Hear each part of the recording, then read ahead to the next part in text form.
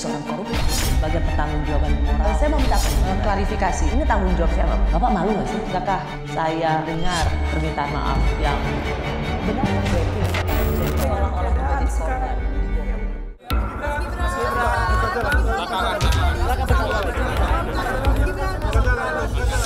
Sekali lagi saya ucapkan terima kasih kepada keluarga besar Golkar. Saya sangat mengapresiasi hasil Rapimnas. Untuk selanjutnya akan kami koordinasikan, akan kami tindak lanjuti bersama dengan Pak Prabowo.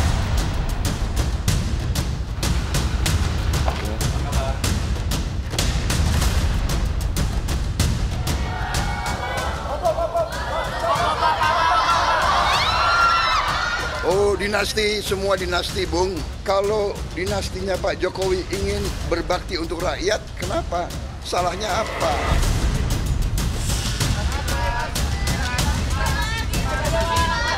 Doakan lancar ya. Makasih. Capres dan Cawapres 2024 Prabowo Gibran.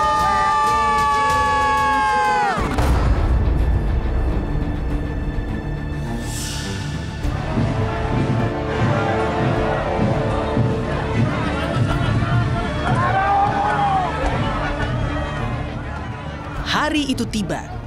Hari di mana keluarga Jokowi membuktikan mereka tak lagi bersama PDI Perjuangan. Majunya Prabowo Subianto bersama Gibran membuktikan keluarga Jokowi kini sudah menjadi penantang barisan partai yang dinahkodai Megawati Soekarno Putri. Calon Presiden Pak Prabowo, tenang saja Pak Prabowo. Tenang saja Pak. Saya sudah ada di sini.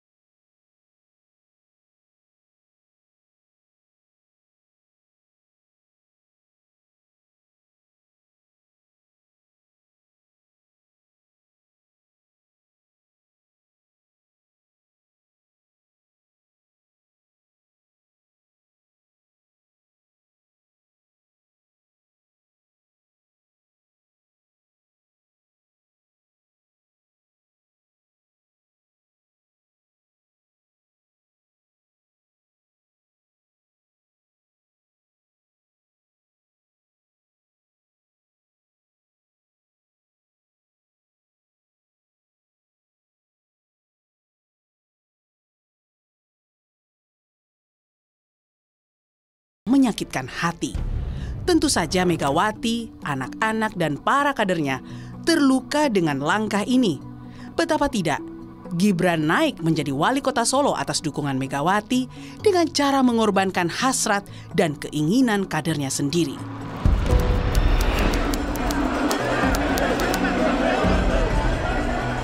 Sebelum Gibran dan Bobi, dukungan penuh PDI Perjuangan pada mantan wali kota Solo ini tak main-main. Pilkada DKI Jakarta tahun 2012 silam menjadi saksi. Seorang Jokowi sukses menaklukkan lawannya Fauzi Bowo yang merupakan petahana gubernur DKI kala itu.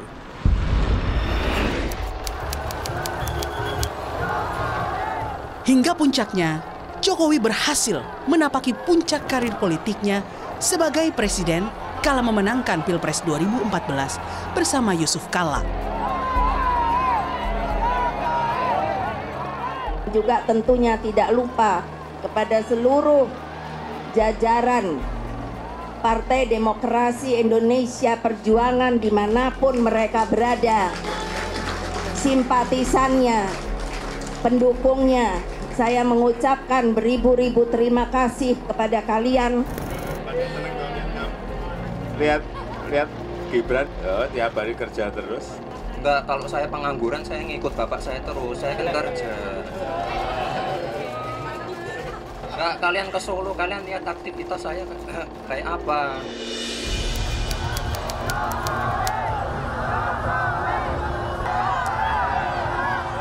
Kemenangan Jokowi kembali terulang pada Pilpres 2019. PDI Perjuangan bersama 8 parpol yang tergabung dalam Koalisi Indonesia Maju berhasil mengantarkan pasangan Jokowi dan Ma'ruf Amin dengan total perolehan 55,50% suara.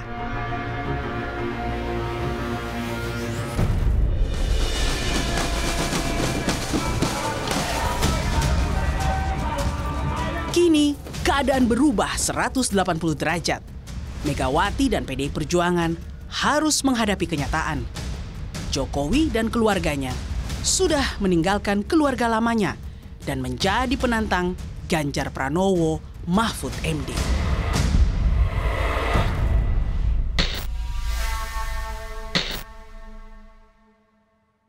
Selamat malam saudara, saya Friska Clarissa. Malam ini menggantikan Rosiana Silalahi yang berhalangan hadir. Dan sudah bersama saya, Guru Besar Fakultas Hukum Universitas Hasanuddin yang juga kolumnis Kompas, Bapak Hamid Awaludin. Selamat malam, Pak Hamid. Malam. Kalau kita lihat judul malam hari ini, ketika dinasti Jokowi meninggalkan Megawati. Ini adalah tulisannya Pak Hamid di kompas.com 23 Oktober lalu.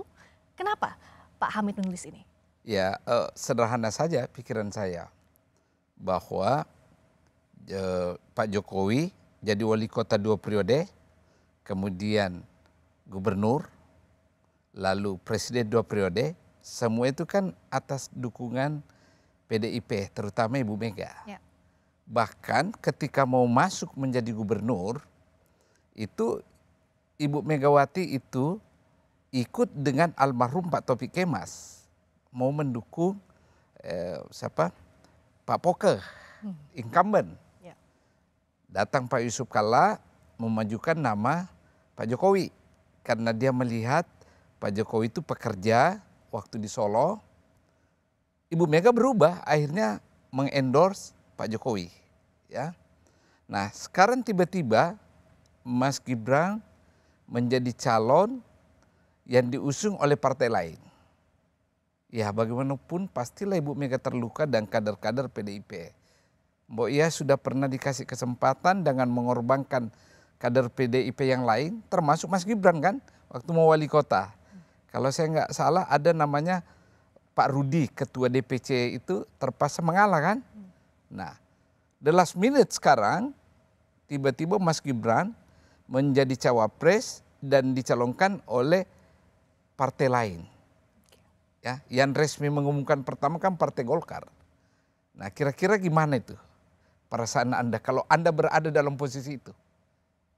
Ya, pastilah ada rasa, kok saya merasa ditinggalkan, kok saya yang besarkan, tiba-tiba suatu dan lain hal terjadi di puncak, Anda tinggalkan saya, sementara saya punya calon lain. Katanya Anda kader. Kira-kira itu jalan pikiran yang sangat sederhana dan sangat manusiawi. Kalau ada perasaan seperti itu di Ibu Mega dan kader-kader PDIP yang lain. Sangat manusiawi itu. Nah bicara soal kader PDI Perjuangan, Pak Hamid ini kan yang menarik bukan kader PDI Perjuangan. Bukan juga orang di dalam lingkaran dekatnya Bu Mega. Tapi bisa sampai menulis bahkan menyimpulkan bahwa hari ini secara de facto memang dinasti Jokowi sudah meninggalkan Megawati. Itu kenapa? Kalau kita berada dalam platform berpikir dan bekerja dengan dasar etika, hati nurani, dimanapun Anda berada pasti sama. Karena standarnya itu universal kan. Apa saya kader PDIP, apa saya bukan kader PDIP, all the same. Karena platform kita dalam berpikir dan memandang persoalan adalah platform etika. Ya, platform hati nurani. Jadi meskipun kalau kata orang politik itu bisa sangat cair, apapun bisa terjadi, kawan lawan bisa berubah, tapi ada etika. Ya, tetap saya mengutamakan, kalau saya standar saya etika, belum tentu orang lain sama standar saya. Ya, apalagi saya dengar tadi tidak ada pamit, tidak ada pemberitahuan, tiba-tiba aja kan melejit naik. persoalannya di situ. Bicara soal etika, hati nurani, dan dinasti Jokowi, kita akan lihatkan dulu bagaimana penyebutan dinasti Jokowi. Kalau kita lihat ada 2 pernyataan Presiden Jokowi dalam rentang waktu yang berbeda soal Gibran jadi cawapres. Kita dengarkan dulu. Itu aja juga didengerin. Soal ada 2 WNI yang disandra di Myanmar. Pertama umur, yang kedua baru 2 tahun aja. Jadi wali kota. Yang logis saja lah. Ya orang tua itu hanya tugasnya mendoakan dan merestui. Keputusan semuanya karena Bapak sudah setuju nggak, Pak? Karena sudah dewasa. Jadi jangan terlalu mencampuri urusan yang sudah diputuskan oleh anak-anak kita. Awalnya bilang tidak logis, tapi 5 bulan kemudian bilang mendoakan dan merestui. Apa yang Pak Hamid lihat dari perubahan sikap dan pernyataan Pak Jokowi? Satu kata. Apa itu? Ketidakkonsistenan. It's very powerful word. Tapi bermakna banyak itu. Ketidakkonsistenan. Ketidakkonsistenan itu bisa kita bawa ke dalam standar moral, bisa kita bawa ke standar etik, bisa kita bawa ke standar hukum. Dengan satu kata, ketidakkonsistenan.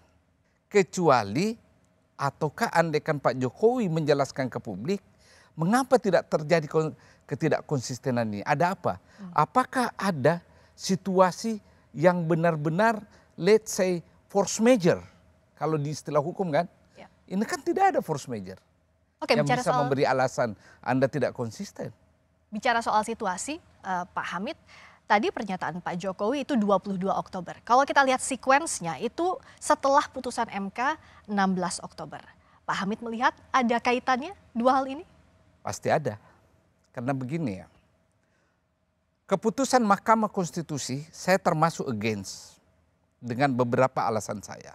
Alasan pertama, hari Kamis pengusul kasus itu mencabut kasusnya. Mencabut.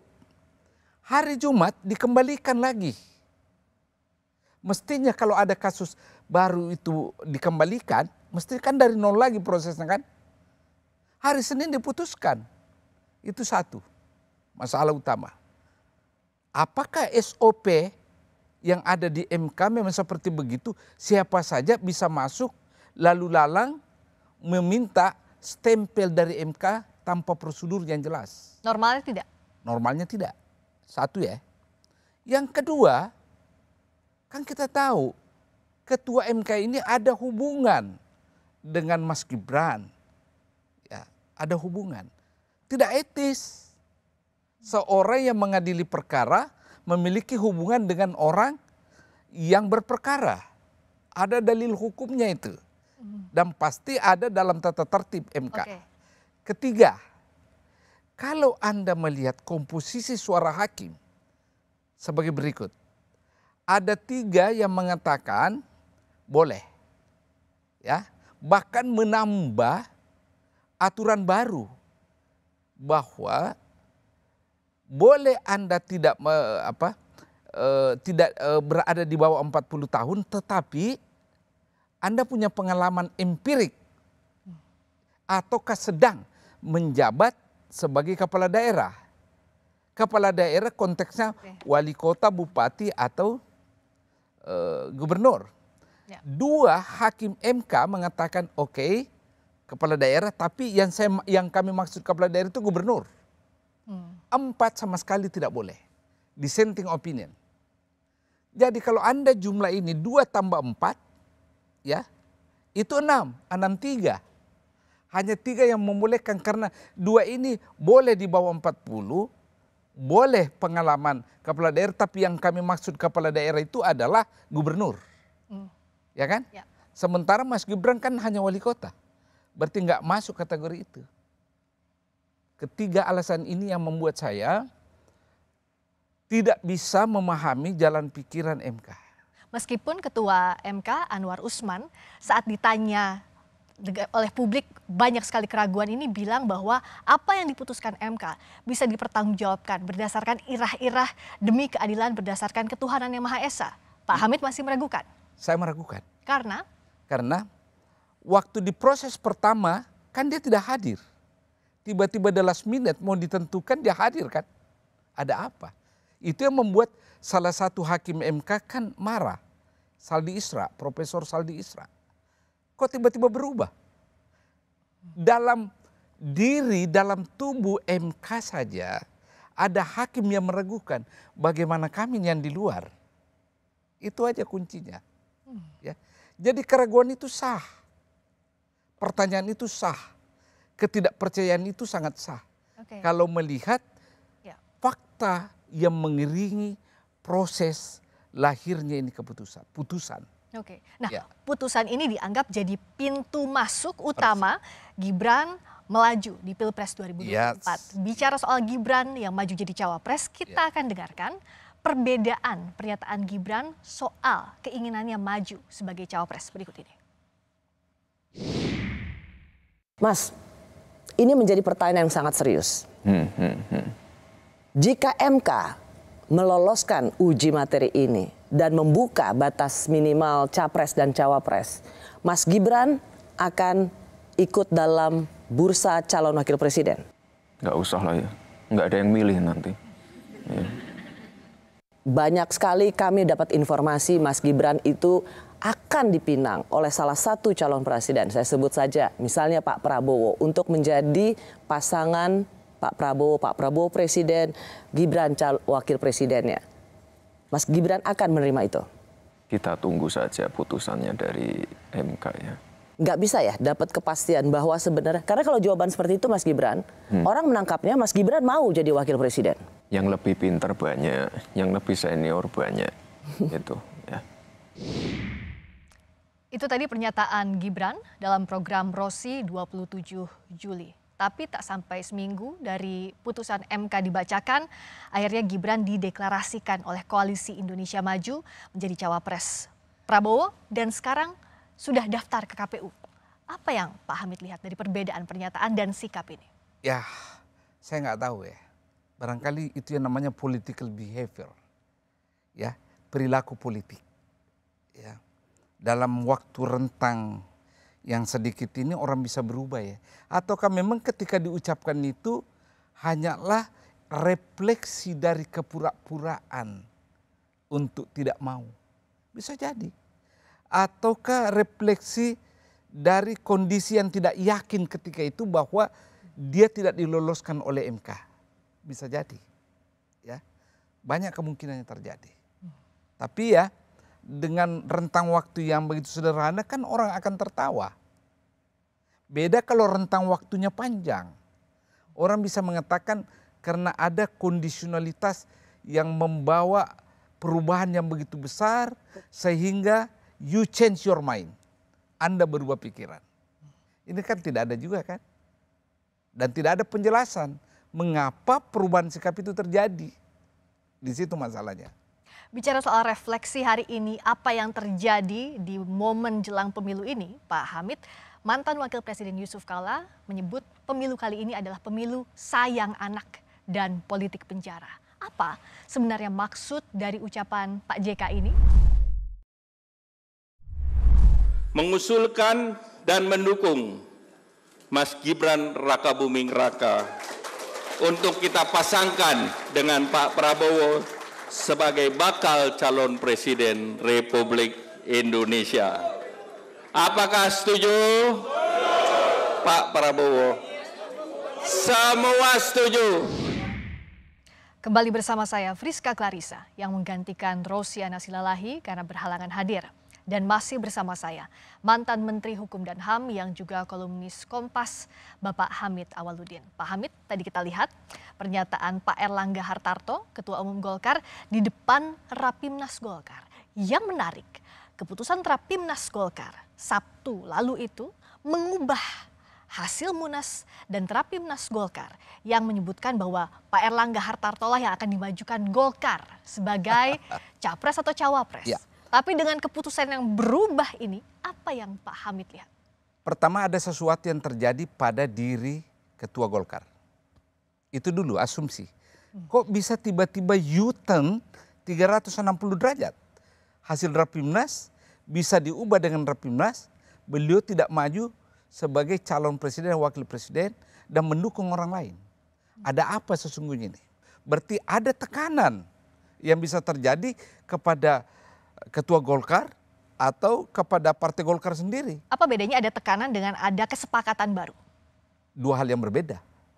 Dari mana kita bisa lihat? Kesepakatan itu harus dengan mutual keinginan. Tidak ada unsur pemaksaan selain keinginan bersama untuk mencapai tujuan yang bersama. Dengan adanya perubahan yang U-turn 360 derajat, saya suspek ada sesuatu. Ingat ya, kita flashback dulu nih. 2 tahun yang lalu ada mobilisasi massa melalui kepala desa. Ya kan? Deklarasi sikap kebulatan tekad versi Orde Baru 3 periode. Semua partai politik besar menolak, termasuk Golkar. And you know why? Karena Ketua Golkar mau menjadi calon presiden dan wapres. Ingat itu. Kedua, gagal itu amandemen konstitusi. Ada lagi keinginan memperpanjang 3 tahun kan? Ya. Bukan 3 periode. Karena COVID. Lagi-lagi partai besar, termasuk Partai Golkar, tidak mengendorse ide itu. Kenapa?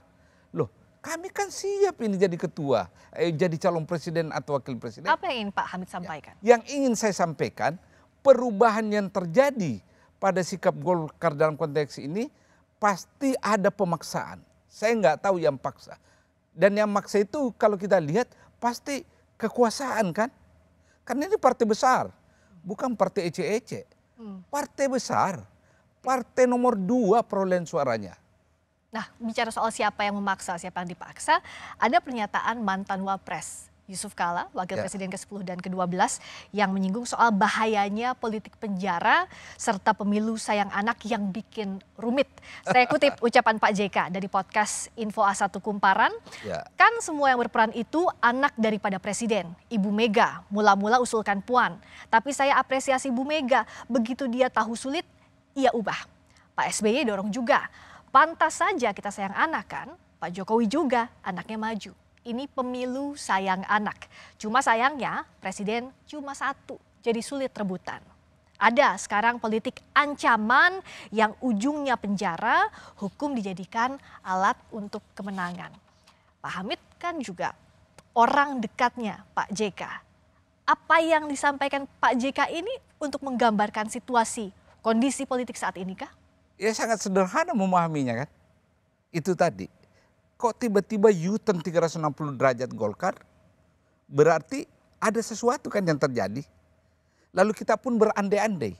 Jangan-jangan karena Ketua Golkar, Pak Erlangga Hartarto, berkaitan dengan masalah yang pernah kita diributkan kan. Itu masalah impor, impor minyak goreng dan sebagainya. Dan kasus itu lenyap kan. Itu satu. Ini dugaan-dugaan, asumsi-asumsi. Ya. Yang kedua, masalah sayang anak. Kan real, Pak SBY mau, Ibu Mega juga mau kan? Terus Pak Jokowi mau. Yang jadi kan anaknya Pak Jokowi kan? Kenapa? The only person who has a power sekarang adalah Pak Jokowi. Karena itu anaknya lebih beruntung daripada yang lain. Itu penjelasannya, sederhana sekali memahaminya ini, logikanya ini. Itu berupa keprihatinan? Buat saya sangat. Kenapa saya prihatin? Begini, dalam proses dalam demokrasi itu adalah peluang, ibaratnya pintu masuk bagi siapapun. Tapi kalau ada orang yang mendapatkan privilege, berarti ada orang yang terhambat kan? Konteks itulah saya prihatin, menghambat orang lain. Apalagi kalau dia langsung ke atas, tidak ada proses yang panjang. Sementara ada orang yang puluhan tahun bergumul di partai politik, puluhan tahun bergumul dengan kehidupan sosial, tiba-tiba hilang. Dan ada orang yang maju. Politik adalah investasi sosial. Investasi sosial. Kalau Anda tidak punya investasi sosial, tiba-tiba ada naik, berarti kenaikan Anda itu karena ada kekuasaan yang mengatur Anda kan? Karena politik itu kan proses. Proses.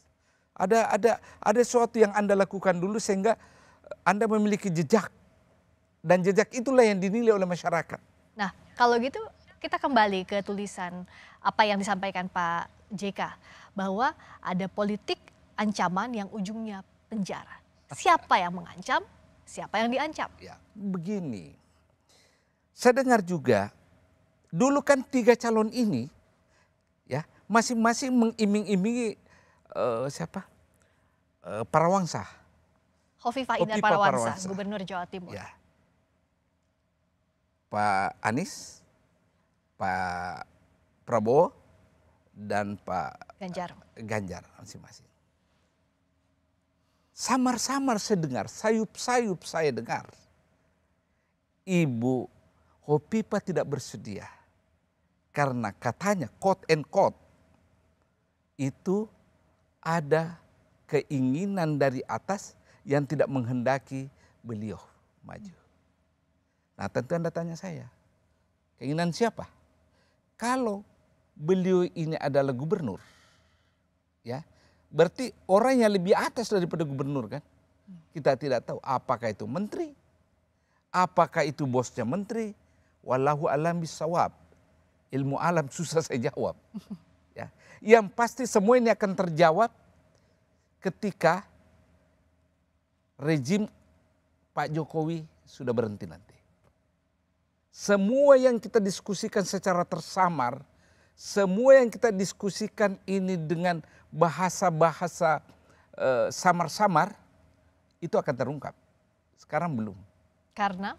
Ya, karena orang pertama takut, khawatir ada yang tersinggung. Karena implikasinya boleh banyak ini. Macam-macam. Jadi lebih orang diam, tapi kebenaran itu akan diungkap nanti. Saya kasih contoh. Apa bedanya Pak Harto kan? Ketika berkuasa kan? Anda belum lahir mungkin waktu itu. Saya mau orang tepuk tangan kan? Begitu jatuh, satu persatu muncul ini cerita-cerita seperti ini kan? Itu yang saya khawatirkan. Jangan sampai itu terjadi. Jangan sampai itu terjadi. Bicara soal yang saat ini juga hangat di publik, Pak Hamid, dituding sedang membangun dinasti politik, Jokowi menyerahkan pada masyarakat untuk menilainya. Sementara Prabowo Subianto menyebut semuanya adalah dinasti politik. Ya. Benarkah politik Indonesia dikuasai dinasti politik?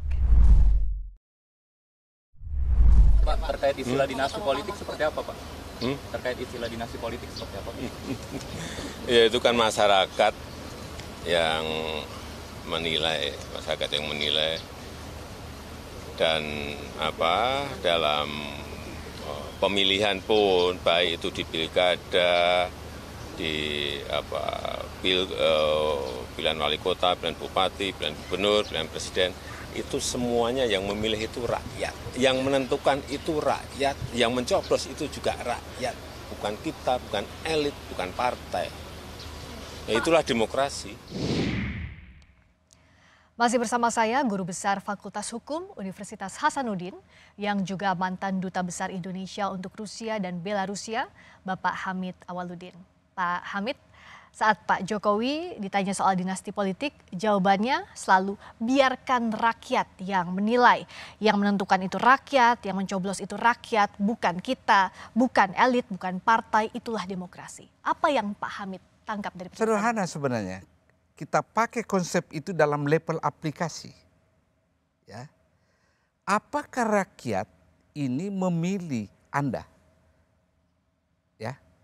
Sementara Anda tidak dicalonkan oleh elit politik. Harus ada pencalonan terlebih dahulu. Exactly. Ya. Benar. Sebelum dipilih oleh rakyat, ada orang yang ditawarkan ke rakyat. Ya. Proses untuk menawarkan inilah yang acap kali Anda semua, termasuk saya, persoalkan. apakah kemunculan seseorang ini melalui mekanisme partai politik sesuai dengan konstitusi itu benar atau tidak? Sangat benar Presiden Jokowi bahwa itu rakyat. Pada saat orang itu diserahkan ke rakyat untuk dipilih. Itu benar. Kan rakyat tidak datang kepada partai. Partai tolong calonkan ini kan? Kan tidak kan? Ya.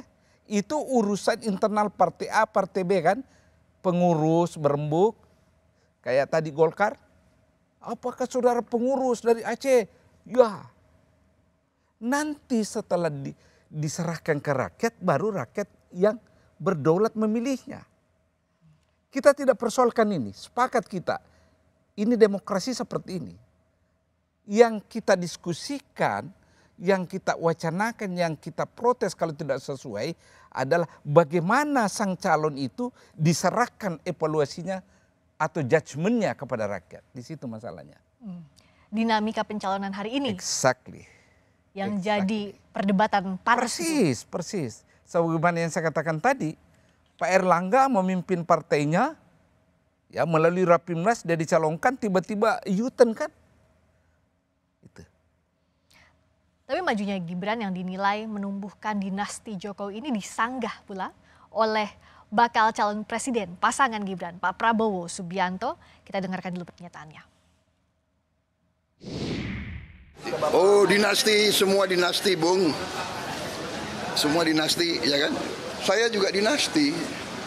Saya anaknya Sumitro, cucunya Margono, Joyosumo. Saya paman saya gugur untuk Republik Indonesia. Kalau dinastinya Pak Jokowi ingin berbakti untuk rakyat, kenapa? Salahnya apa? Jadi berpikir yang baik lah. Berpikir positif, ya.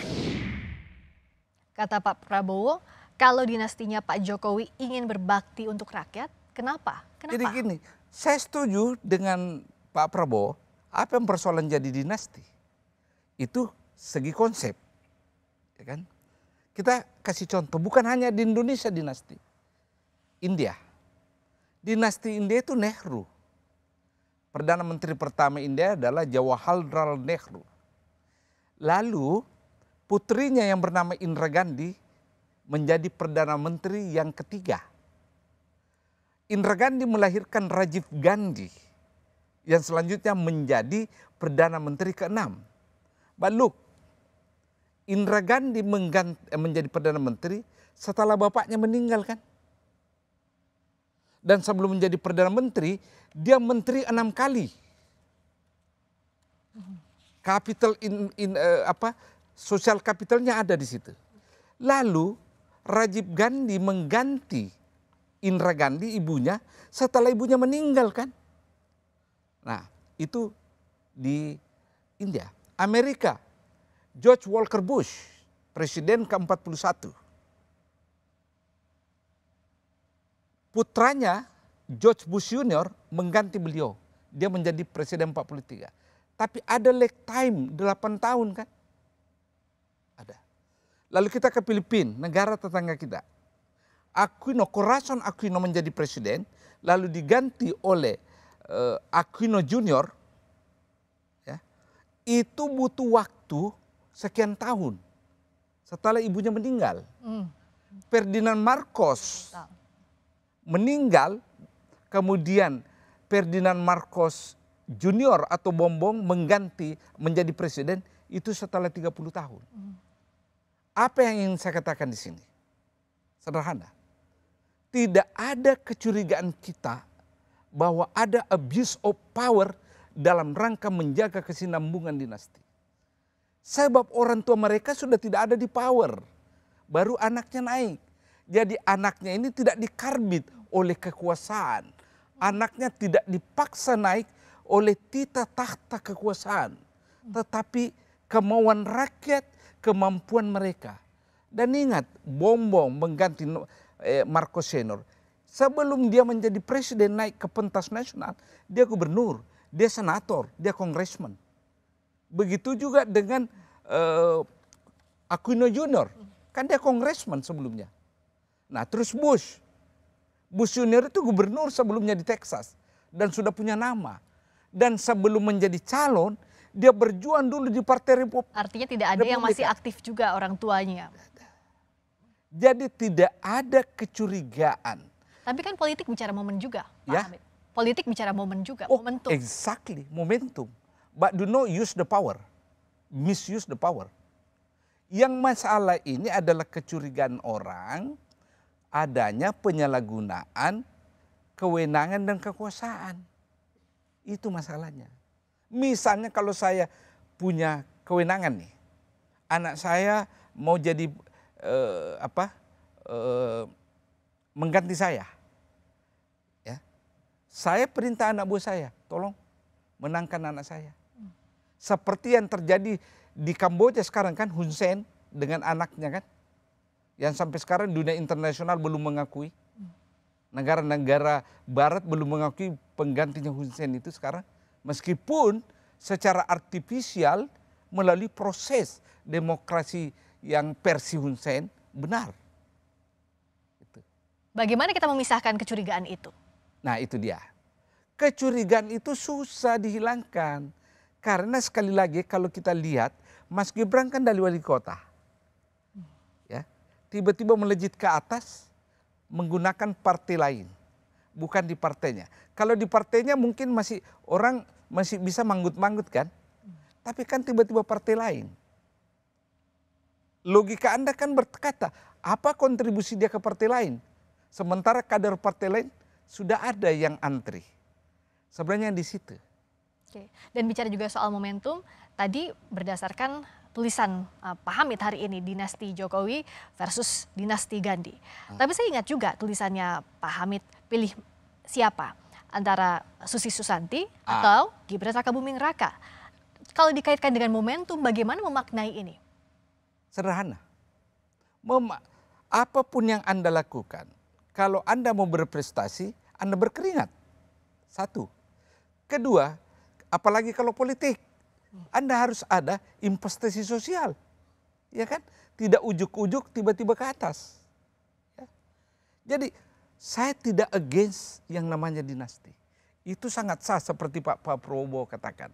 Yang masalah kalau dalam rangka menjaga kesinambungan dinasti, ada proses yang tidak wajar dan disoal oleh publik. Itu masalahnya. Itu masalahnya. Tapi untuk konteks dinasti, saya tiba-tiba teringat sebuah iklan. Apa itu? Iklan furniture. Sekali sudah duduk, lupa berdirinya. Nah, itu. Kalau sudah duduk, lupa berdirinya. Itu iklan, saya pernah baca itu iklan. Bagaimana kita memaknai konteks dinasti politik dengan apa yang terjadi hari ini? Dengan berbagai kompleksitas yang terjadi. Ya. Bagaimana juga Pak Hamid melihat pemilu kita? Ya, gini ya. Sekali lagi, kita serahkan ke rakyat lah nanti nih. Rakyat yang memberi final judgment-nya itu ke rakyat. Dan dalam konteks ini Mas Gibran benar. Biarlah warga yang menilai. Toh sudah terjadi nih. Ya, terjadi. Kita mau bikin apa? Sudah terjadi. Biarlah rakyat pada tanggal 14 Februari ini yang menentukan pilihannya. Apakah dia memilih si A, si B, dan si C. Yang pasti rakyat kita ini semakin cerdas. Sudah bisa membedakan mana yang menurut takaran mereka layak memimpin, layak dipilih atau tidak. Ya, yang penting jangan lagi ada intimidasi ke rakyat. Itu yang harus dijaga, jangan sampai ada intimidasi. Itu. Kita bicara soal hiruk pikuk pemilu, tapi jalannya pemerintahan juga harus dikawal. Karena masih ada sisa 1 tahun masa pemerintahan itu kan Pak yang Jokowi. saya tulis. Oke. Jangan Anda hiruk pikuk fokus kepada pemilu ini, ada pekerjaan rumah. Nah, bicara soal pekerjaan rumah, kita akan bahas sesaat lagi. Presiden Jokowi masih menjabat 1 tahun lagi. Lalu bagaimana nasib pemerintahannya ketika sudah pisah jalan dengan PDI Perjuangan? Kalian siapa yang membuat manuver keluar? Karena apa? Tidak ada di dalam PDI Perjuangan itu yang namanya main 2 kaki, main 3 kaki, melakukan manuver. Kenapa? Karena saya diberi oleh kalian sebuah hak yang namanya hak prerogatif. Hanya ketua umum yang menentukan siapa yang akan menjadi calon presiden dari PDI Perjuangan. Ingat loh, lebih baik keluar deh. Lebih baik keluar deh daripada saya pecati loh kamu. Saya pecati loh. Masih bersama saya, Guru Besar Fakultas Hukum Universitas Hasanuddin yang juga kolumnis Kompas, Bapak Hamid Awaludin. Tegas tadi Ibu Megawati. Determined. Tidak mentolerir adanya politik dua kaki. Kalau dengan kondisi saat ini, Pak Jokowi tanpa PDI Perjuangan, bagaimana? Masih sisa 1 tahun pemerintahan lagi, Pak Hamid. Itu yang saya khawatirkan. Makanya saya tulis, masih ada 1 tahun ke depan, apa yang terjadi kalau partai PDIP yang saya istilahkan partai jangkar yang menahan olengnya kapal agar tidak kandas, tidak tenggelam, itu berseberang dengan Pak Jokowi. Partai pemulanya adalah PDIP. Bisa nggak Anda bayangkan kalau PDIP itu balik badan mendukung pemerintahan yang ada sekarang? Emangnya partai lain yang sekarang berkerumung dan mengklaim akan mendukung Pak Jokowi itu tidak pada lari? Saya ragu mereka lari. Bagaimana Pak Hamid melihat loyalitas partai-partai di sekitar Pak Jokowi? Look, ada 2 partai besar yang mendukung Pak Prabowo.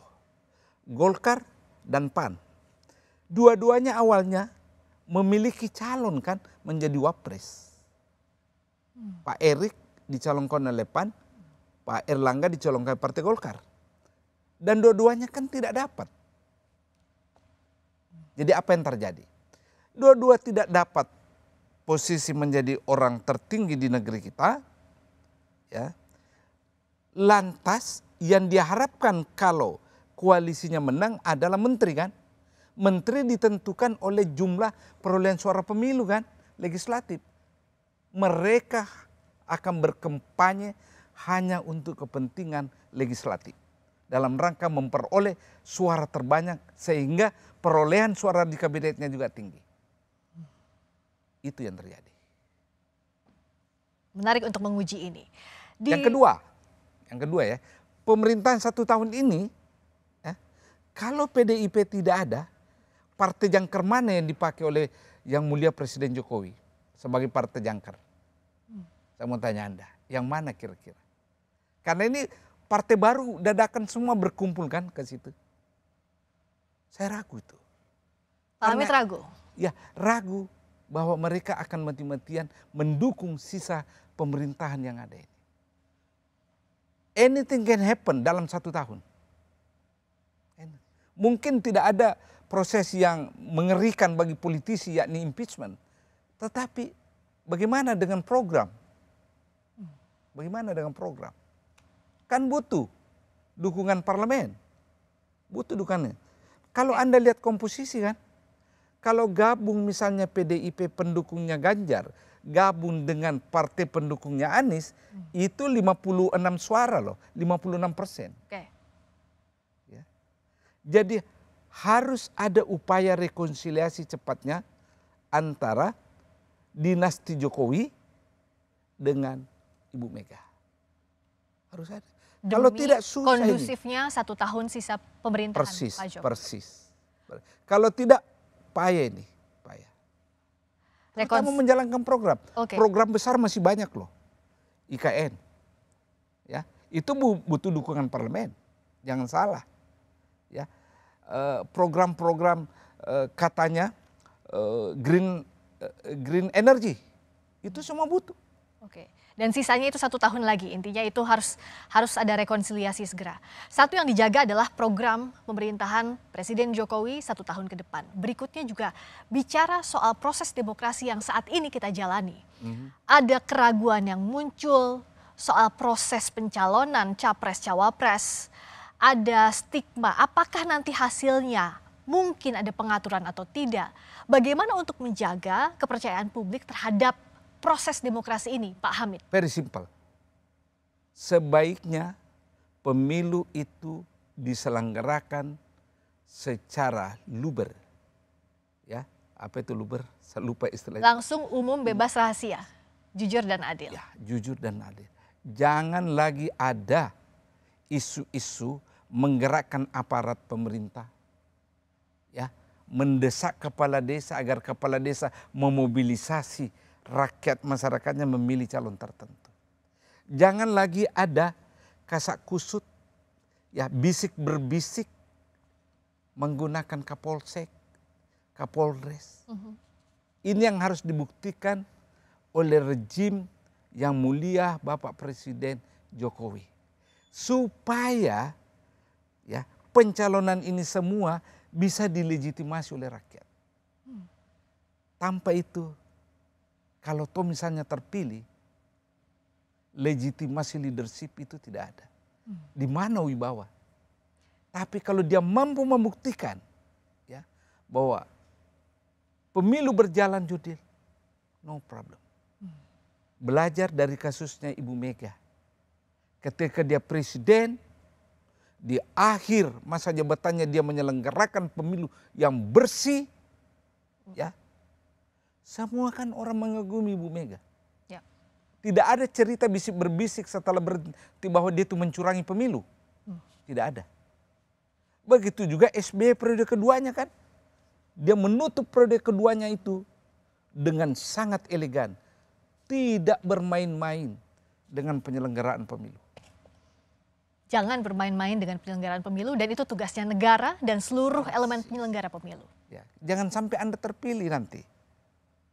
Kalau Anda terpilih dengan proses pemilu yang baik, Anda akan mendapatkan legitimasi leadership yang baik. Jangan sampai terpilih tapi tidak punya legitimasi. Ya. Itu yang harus diantisipasi. Itu persoalan besar itu. Terima kasih banyak Pak Hamid Awaludin telah berbagi di program Rosi. Saya Friska Clarissa mewakili Rosiana Silalahi. Terima kasih sudah menyaksikan Rosi. Tetaplah di Kompas TV, independen, terpercaya. Selamat malam. Pak Hamid.